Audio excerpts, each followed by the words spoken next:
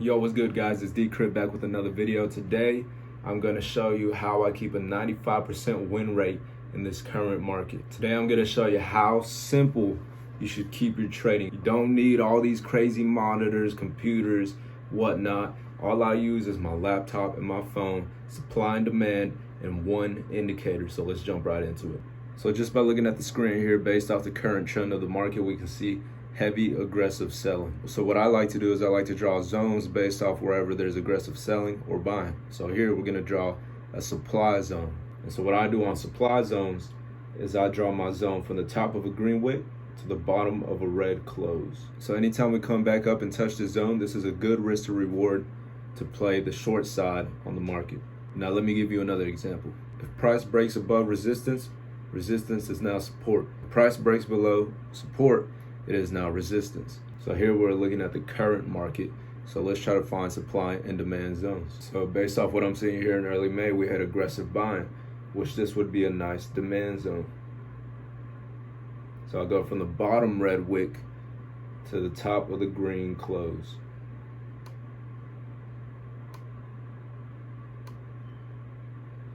And here you can see, anytime we came back down to touch the zone and bounce back up for a good risk to reward trade. And as you can see here, we broke below this demand zone, so it is now a supply zone. So now that we're below this supply zone, previous demand zone, what I would do is I wouldn't take the trade.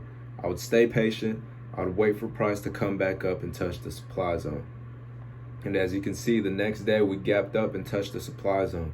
Based off the first 15-minute candle, this hammer candle, you can see that we rejected, which would show that it is a valid supply zone. And this is where I would take the trade for a good risk to reward trade. So if I were to take the trade here, this is what my risk to reward would look like. So let's start with the basic 2-to-1 trade here. Say you enter a short position here at the supply zone.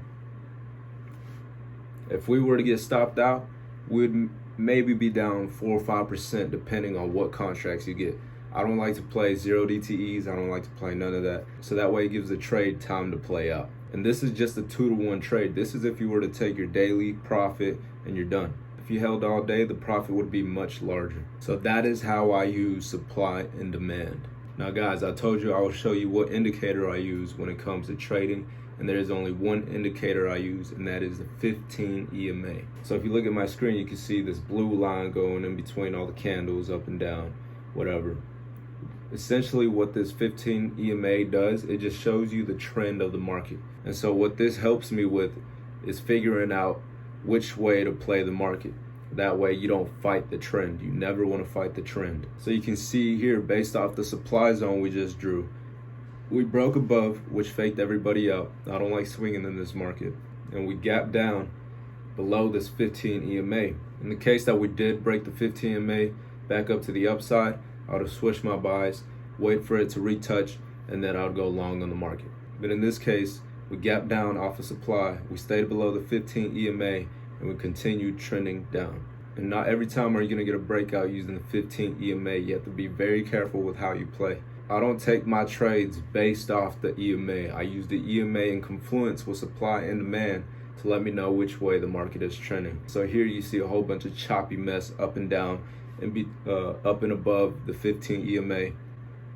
I do not take a trade here. I refuse to take trades here. There's days where you should trade and there's days where you should just step away and not even look at it. But guys and girls, this is pretty much it for this video on how to use supply and demand and how I use one indicator to keep a 95% win rate and stay consistent in this market. It really goes to show that you do not need to overcomplicate things. Keep things simple. Supply and demand is all you need. Don't use more than one indicator. I hope I helped you learn how to use this 15 EMA correctly. And as always, let's stay green, stay consistent, keep banking, Dcrypt Army. We out.